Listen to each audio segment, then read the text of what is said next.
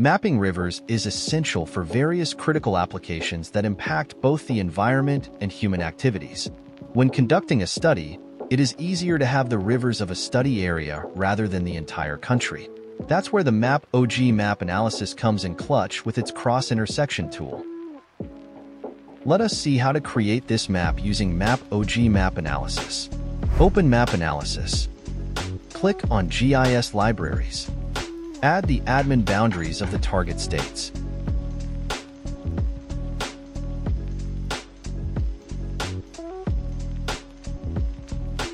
Also, add the river lines data.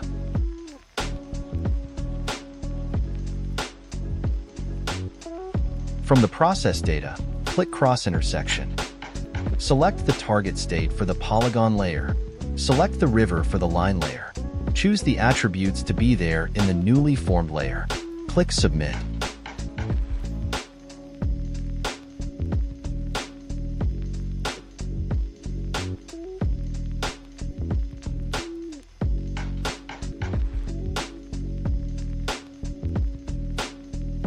Style the layers accordingly.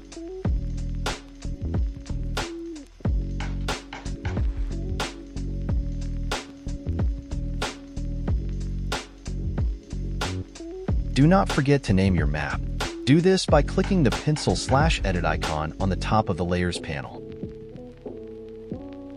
A new line layer will be formed containing the rivers intersecting the state boundary polygon. View the data table of this layer by going to Layer Action, Show Data Table. The length of individual river segments are given in meters here. Click on the newly formed layer for more details about it. This powerful tool enables you to identify and visualize the intersections of rivers with other key geographical features such as roads, railways, and administrative boundaries.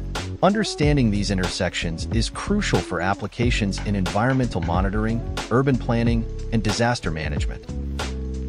Thanks for watching.